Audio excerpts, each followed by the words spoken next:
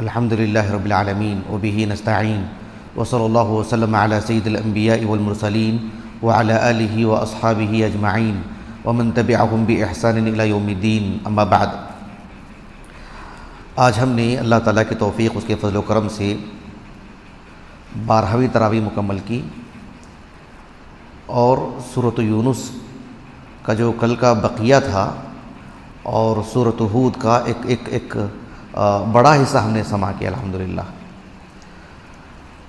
آج کی اس نشست میں میں سورۃ یونس کا جو آخری حصہ ہے، ایک آیت کریمہ ہے، اس سے متعلق میں آپ کو بتاؤں گا۔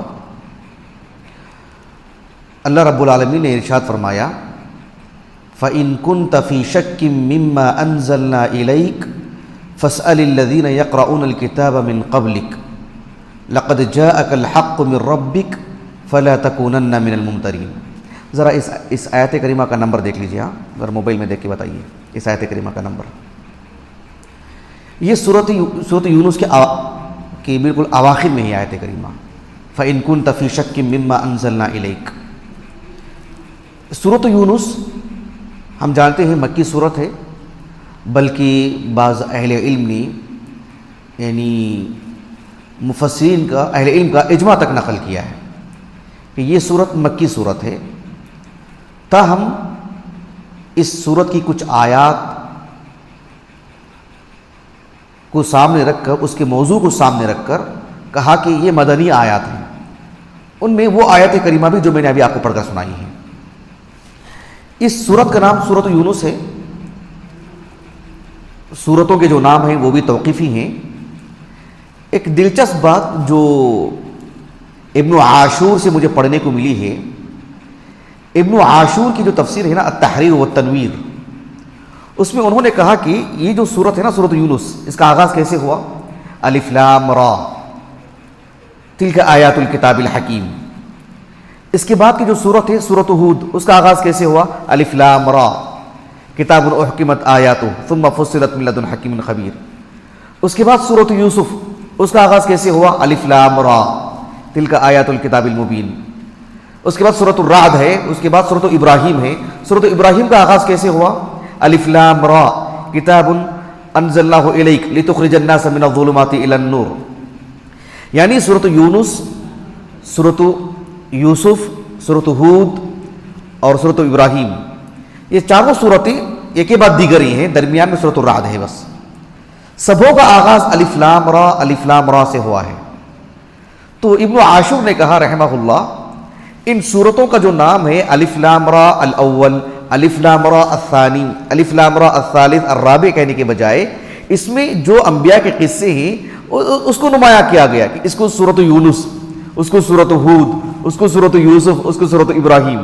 ایک بس انہوں نے ایک طرح کی جو حکمت بیان کی انہوں نے، ورنہ اسماء السور توقیفیاں ہیں۔ چلیے جو آیت کریمہ میں نے آپ کو پڑھ کر سنائی ہے، اللہ تعالیٰ نے کہا فَإِن كُنْتَ فِي شَكٍّ مِّمَّا أَنزَلْنَا إِلَيْكَ فَاسْأَلِ الَّذِينَ يَقْرَؤُونَ الْكِتَابَ مِن قَبْلِكَ۔ اس آیت کریمہ کا تعلق یقیناً پچھلی آیت کریمہ سے ہے۔ اس سے پہلی والی آیت کریمہ ہے، معلوم ہوئی وہ آیت کریمہ آپ کو؟ نمبر معلوم ہوا؟ 9 پر 4۔ فَإِن كُنْتَ فِي شَكٍّ 9 پر 4 آیت نمبر ہے۔ تو آیت نمبر 9 پر 3 اس سے پہلی والی آیت کریمہ کیا ہے؟ آیت کریمہ وَلَقَدْ بَوَّأْنَا بَنِي إِسْرَائِيلَ مُبَوَّأَ صِدْقٍ وَرَزَقْنَاهُم مِّنَ الطَّيِّبَاتِ فَمَا اخْتَلَفُوا حَتَّى جَاءَهُمُ الْعِلْمُ۔ یعنی یہ جو اہل کتاب ہیں، اہل کتاب جن کو آسمانی کتابوں کا علم تھا، جو احبار تھے، رہبان تھے، علماء یہود و نصارہ جو تھے، اللہ کے رسول صلی اللہ علیہ وسلم کی نبوت سے پہلے تک وہ اس بات میں متفق تھے کہ آخری نبی محمد ہے صلی اللہ علیہ وسلم، اور وہ اللہ سبحانہ و تعالیٰ انہیں مکے میں مبعوث فرمائیں گے، وہ آخری نبی ہوں گی، وہ وہاں سے جو یثرب جائیں گے، نخلستان، مدینۃ الرسول جو بعد میں ہوا، اور پھر آپ علیہ السلام کی نبوت کے سارے آثار سے وہ واقف تھے۔ فما اختلفوا، اختلاف ہی نہیں تھا ان میں، حتی جاءہم العلم، جب اللہ کے رسول آ گئے نا، آپ نے اپنی نبوت کا اعلان فرمایا نا، تب جا کر کے انہوں نے اختلاف کیا اس مسئلے کو لے کر۔ قاضی ابن عطیہ رحمہ اللہ کی جو تفسیر ہے المحرر الوجیز فی تفسیر الکتاب العزیز، اس میں آپ نے کہا کہ فَإِن كُنْتَ فِي شَكٍّ مِّمَّا أَنزَلْنَا إِلَيْكَ، مِّمَّا أَنزَلْنَا إِلَيْكَ، اس آیت کریمہ کے قطعے کو رکھ کر کے کہا کہ اس بات کی دلیل ہے کہ اس سے پہلے ان کے درمیان اختلاف اللہ کے رسول کو لے کر نہیں تھا، اتفاق تھا۔ آپ نے اپنی نبوت کا اعلان کیا تو حسد کی وجہ سے، دیگر اسباب کی وجہ سے پھر اختلاف کر بیٹھے ہیں۔ یہ ایک بات ہوئی۔ اس سلسلے میں بہت سی آیات ہیں قرآن میں۔ ایک آیت کریمہ میں آپ کو بتا دیتا ہوں سورۃ القصص کی۔ اللہ تعالیٰ نے کہا الذین آتیناہم الکتاب من قبلہ ہم بہ یؤمنون وَإِذَا يُتْلَى عَلَيْهِمْ قَالُوا آمَنَّا بِهِ إِنَّهُ الْحَقُّ مِنْ رَبِّنَا وَإِنْ كُنَّا مِنْ قَبْلِهِ مُسْلِمِينَ۔ یہ سورۃ القصص کی آیت کریمہ ہے۔ اس موضوع کی بہت سی آیات ہیں۔ تو ایک یہ بات ہو گئی جو مجھے آج کی اس نشست میں بتانا تھا کہ اللہ کے رسول صلی اللہ علیہ وسلم کی نبوت سے پہلے یہ متفق تھے، نزاع نہیں تھا ان کے درمیان رسول اللہ کو لے کر صلی اللہ علیہ وسلم، آپ کی نبوت کے مکان جگہ کو لے کر، یا آپ آخری نبی ہیں اور ان کا نام محمد ہے وغیرہ وغیرہ جو بھی اوصاف ہیں۔ آپ کی نبوت کے بعد جو ہے انہوں نے یہ اختلاف کیا۔ دوسری بات جو اہم بات ہے آج کی اس نشست میں، اللہ تعالیٰ نے کہا فَإِن كُنْتَ فِي شَكٍّ مِّمَّا أَنزَلْنَا إِلَيْكَ فَاسْأَلِ الَّذِينَ يَقْرَؤُونَ الْكِتَابَ مِنْ قَبْلِكَ فَإِن كُنْتَ فِي شَكٍّ فَإِن كُنْتَ، اللہ کے رسول سے خطاب کیا جا رہا ہے کہ اے محمد اگر آپ کو شک ہے کس بارے میں، کہ آپ کی مسئلے کو لے کر کے یہ پہلے متفق تھے، اب آپ نے اپنی نبوت کا جو اعلان کیا نا اس کے بعد اب یہ اختلاف کر رہے ہیں، پہلے اختلاف نہیں تھا ان میں، پہلے اختلاف نہیں تھا۔ آج جو آپ دیکھ رہے ہیں نا ان کے درمیان جو اختلاف واقع ہوا ہے، آپ کی نبوت سے پہلے اختلاف نہیں تھا ان کے درمیان، دیکھو اب ان کے درمیان اختلاف واقع ہوا ہے۔ فَإِن كُنْتَ فِي شَكٍّ مِّمَّا أَنزَلْنَا إِلَيْكَ، ہم جو آپ کو یہ بات بتائے ہیں نا اہل کتاب سے متعلق، اگر آپ کو شک ہے نا ہماری اس بات پر تو ذرا جا کے پوچھو ان سے، فَاسْأَلِ الَّذِينَ يَقْرَؤُونَ الْكِتَابَ مِنْ قَبْلِكَ، ذرا ان لوگوں سے جا کے پوچھو آپ کہ آپ کی نبوت سے پہلے ان کا کیا نقطہ نظر تھا۔ ہم نے تو آپ کو بتا دیا کہ پہلے اتفاق تھا اب اختلاف ہے، اگر ہماری بات میں شک ہے تو جاؤ جا کر کے پوچھ لو ان سے۔ یہ کس سے کہا جا رہا ہے؟ یہ اللہ کے رسول سے نا صلی اللہ علیہ وسلم، تو کیا شک تھا آپ کو؟ اللہ اکبر۔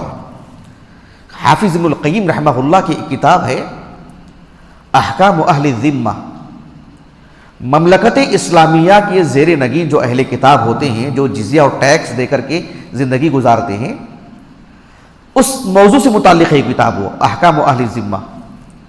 لیکن اس کے بالکل آغاز میں حافظ ابن القیم رحمہ اللہ نے ایک عنوان قائم کیا کہ الحکمت فی ابقاء اہل الکتاب بین المسلمین، بین ایدی المسلمین، کہ اللہ سبحانہ و تعالیٰ نے یہ نظام کیوں رکھا کہ مملکت اسلامیہ میں مسلمانوں کے مابین، جہاں مسلمانوں کی حکومت ہے، اسلامی حکومت ہے، ان کے مابین، ان کے زیر نگرانی اہل کتاب کو اللہ رب العالمین نے باقی رکھا، وہ رہ سکتے ہیں، ان کے دین پر قائم رہ سکتے ہیں۔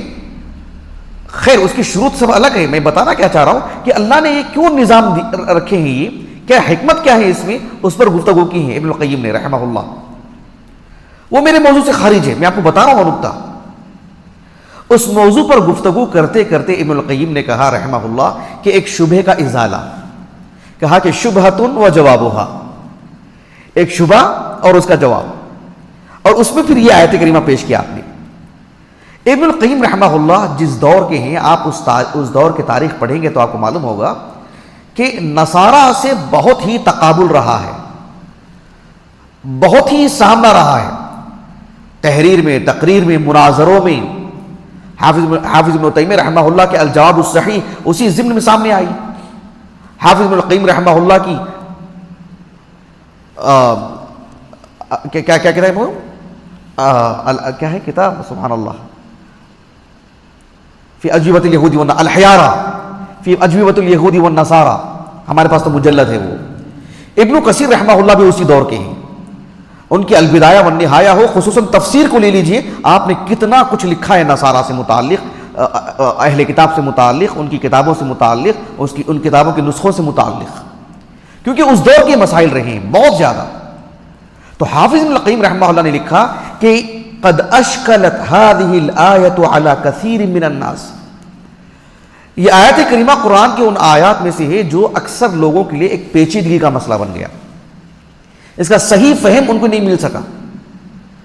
اور ابن القیم رحمہ اللہ نے کہا کہ ہمارے دور کے جو یہودی ہیں وہ ایک طرح سے مسلمانوں کو عار بھی دلاتے ہیں، مسلمانوں سے متعلق ایسی ویسی باتیں کرتے ہیں، حتیٰ کہ اللہ کے رسول پر صلی اللہ علیہ وسلم کس طرح کی باتیں کہ دیکھو تمہارے نبی کو شک لاحق ہوا، تمہارے نبی کو اللہ کی بات پر شک تھا، اللہ تعالیٰ نے اس شک کو دور کرنے کے لیے ہم سے سوال کرنے کے لیے کہا، ان کو ہم سے پوچھنے کے لیے کہا۔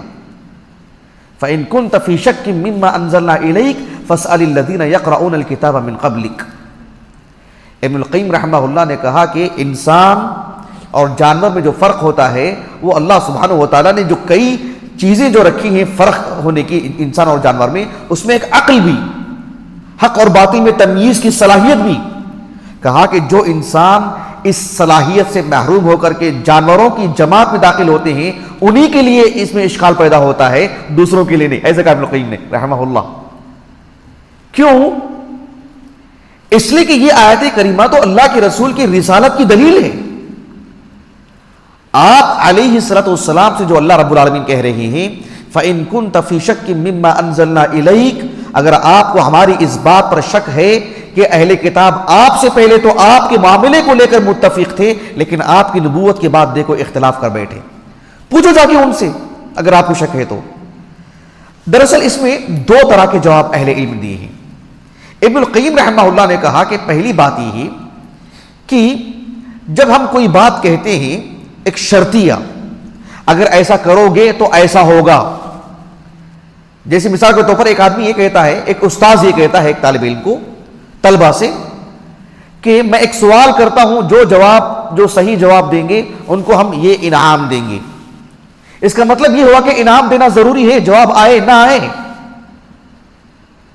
جواب آئے گا تبھی نہ دیں گے۔ لیکن اہم بات کیا ہے اس میں، سوال تو کر دیا استاد نے، لیکن وہاں سے جواب آنا ضروری ہے، لازمی ہے جواب آنا وہاں سے۔ یعنی ان الشرط لا يدل على وقوع المشروط، شرط ہے تو اس کی مشروط کا واقع ہونا ضروری ہے۔ ہم جیسے کہتے ہیں ایک سوال کرتا ہوں میں، جو جواب دیں گے ان کے لیے انعام، تو اب جواب آنا ضروری ہے، شرط تو ہے، مشروط کہاں ہے؟ مشروط ہونا ضروری نہیں ہے۔ کبھی کبھار مشروط کا آنا ممکن بھی نہیں ہوتا ہے۔ مثلا اگر میں یہ کہوں مولانا ابوالکلام آزاد کا انتقال ہوا 1958 کو، 50/8 کو، 1958 کو، اگر آج مولانا ابوالکلام آزاد ہوتے تو ایسا اور ایسا وہ کرتے، تو یہ جو شرط ہے مشروط تو ممکن ہی نہیں ہے نا۔ تو ابن القیم رحمہ اللہ نے کہا فَإِن كُنْتَ فِي شَكٍّ، یہ جو شرط ہے مشروط یہاں ممکن ہی نہیں ہے اس اسلوب میں، اور اس قبیل کے آیات قرآن مجید میں بہت ہیں۔ مثلا اللہ رب العالمین نے کہا سورۃ الانبیاء میں لَوْ كَانَ فِيهِمَا آلِهَةٌ إِلَّا اللَّهُ لَفَسَدَتَا، اگر اس کائنات میں اللہ کے علاوہ اور بھی معبود ہوتے تو کیا ہوتا؟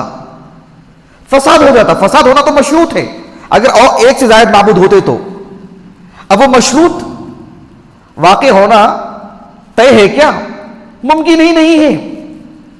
مثلا اللہ رب العالمین نے فرمایا سورۃ الاسراء میں قل لو كان معه آلهة كما يقولون اذا لابتغوا الى ذي العرش سبيلا، آپ ان سے کہہ دیجئے کہ اگر اللہ کے علاوہ اور بھی معبود ہوتے تو سب بڑھ چڑھ کر کے آگے نکلتے، سب جو ہے عرش پر پہنچتے۔ تو وہ جو مشروط ہے وہ واقع ہونے والی چیز ہے کیا؟ ابداً کبھی نہیں۔ سورۃ الزخرف کا آخری حصہ اٹھا کے دیکھو آپ، اللہ تعالیٰ نے کہا قل ان کان للرحمن ولد فانا اول العابدین، اگر رحمان کے لیے اولاد ہوتی تو میں اس معاملے کو اس بات پر یقین کرنے کے لیے سبقت کرتا، سب سے آگے بڑھ جاتا میں۔ تو وہ مشروط واقع ہونا ممکن ہے کیا اس کا؟ بات واضح ہو رہی ہے آپ کو؟ اس قبیل کی قرآن مجید میں بہت ساری آیات ہیں. تو یہ ساری آیات حافظ ابن القیم رحمہ اللہ نے احکام اہل ذمہ کے بالکل آغاز میں انہوں نے ذکر کی. یہ ایک دو آیتیں نہیں ہیں، ان میں سے یہ بھی ایک آیت کریمہ فَإِن كُنْتَ فِي شَكٍّ مِّمَّا أَنزَلْنَا إِلَيْكَ. ایک اور آیت کریمہ ہے، آپ دیکھو سورۃ الزمر کے آخر میں وَلَقَدْ أُوحِيَ إِلَيْكَ، آپ کی طرف ہی وحی نازل کی گئی. وَلَقَدْ أُوحِيَ إِلَيْكَ وَإِلَى الَّذِينَ مِن قَبْلِكَ، آپ کی طرف بھی اور آپ سے پہلے والے انبیاء کی طرف بھی وحی کی گئی ہے. کیا؟ لَئِنْ أَشْرَكْتَ لَيَحْبَطَنَّ عَمَلُكَ وَلَتَكُونَنَّ مِنَ الْخَاسِرِينَ. اگر آپ شرک کریں گے تو آپ کے سارے اعمال حبط ہو جائیں گے، برباد ہو جائیں گے، اور آپ خسارہ اٹھانے والوں میں سے ہو جائیں گے. وہ مشروط ممکن ہے کیا؟ وہ تو شرط ہونے سے مشروط کا واقع ہونا ضروری نہیں ہے، بلکہ کبھی کبھار تو ناممکن ہے. تو فَإِن كُنْتَ فِي شَكٍّ، ایک تو یہ اسلوب، یہ جواب جو ابن القیم رحمہ اللہ نے ذکر کیا. فَإِن كُنْتَ فِي شَكٍّ مِّمَّا أَنزَلْنَا إِلَيْكَ فَاسْأَلِ الَّذِينَ يَقْرَؤُونَ الْكِتَابَ مِن قَبْلِكَ. دوسری بات جو بڑی اہم ہے وہ یہ قرآن مجید عربی زبان میں نازل ہوا ہے. ظاہر بات ہے عربی اسالیب، عرب جس اسلوب سے واقف ہیں انہی اسالیب میں تو گفتگو کی گئی ہے نا. عرب کا یہ انداز ہے، یہ گفتگو کا یہ اسلوب ہے، ان کا یہ انداز ہے کہ وہ سامنے والے سے خطاب کرتے ہیں اور مراد ہوتے ہیں کوئی اور، مراد ہوتے ہیں کوئی اور. بات واضح ہو رہی ہے آپ کو؟ کوئی اور جو ہے اس کے مخاطب ہوتے ہیں. مثلا حکومتی طور پر حکومت کا جو ذمہ دار ہے وہ پولیس کے عملے کو بلاتا ہے اور بلا کر کے کہتا ہے کہ جو ہے کیا ہو رہا ہے، یہ سب چوریاں ہو رہی ہیں، ایسے ہو رہا ہے، یہ سب کچھ ہو رہا ہے. یہ ان سے جو خطاب کیا جا رہا ہے، ان کی جو تنبیہ کی جا رہی ہے، ان کو جو آگاہ کیا جا رہا ہے، دراصل وہ کسی اور سے متعلق بات ہے. جو باتیں ان سے متعلق ہیں وہ ان سے متعلق، لیکن کچھ باتیں ہوتی ہیں کسی اور سے متعلق، ان کے شایع نشان نہیں ہوتی، وہ جو ان کی شایع نشان نہیں ہوتی. جیسے کسی ادارے کا ذمہ دار ہے، وہ اساتذہ سے کئی باتیں کہتے ہیں، لیکن مقصود کون ہوتے ہیں؟ کچھ اور ہوتے ہیں، طلبہ مراد ہوتے ہیں، وغیرہ وغیرہ. تو بالکل ویسے ہی فَإِن كُنْتَ فِي شَكٍّ، یہ بھلے ہی خطاب اللہ کے رسول سے. ابن تیمیہ رحمہ اللہ نے مجموع الفتاوی میں جلد نمبر 17 جس میں سورۃ العلق کی تفسیر ہے، وَرَبُّكَ الْأَكْرَمُ، اس آیت کریمہ کی تفسیر میں آپ نے کہا کہ یہ فَإِن كُنْتَ فِي شَكٍّ مِّمَّا أَنزَلْنَا إِلَيْكَ، بھلے ہی اللہ کے رسول سے خطاب کیا جا رہا ہے، لیکن عربوں کا جو انداز ہے، اسلوب ہے، اس اعتبار سے مراد پوری دنیا کے لوگ ہیں، آپ اللہ کے رسول مراد نہیں ہیں. کہا کہ اے اللہ کے رسول آپ لوگوں سے کہہ دو جس کسی کو شک ہو تو جاؤ جا کر کے پوچھو ان سے پہلے کیا تھا معاملہ ان کا، ان کی کتابیں کھول کے پڑھنے کے لیے بولو ان کو. ہم نے تو کہہ دیا ہے آپ کو شک ہے تو جا کے پوچھ لو ان سے. فَاسْأَلُوا أَهْلَ الذِّكْرِ إِن كُنتُمْ لَا تَعْلَمُونَ. یہ معنی ہے اس معاملے میں. گویا کہ اللہ کے رسول کو کہہ کر کے یہ بات، اس کی دلیل کیا ہے؟ یہ جو آیت کریمہ ہے 94 بولا نا آپ نے، 9 پر 4 تو تقریباً 10 آیتوں کے بعد آیت نمبر 104، اس آیت کریمہ میں تو صاف کہہ دیا گیا.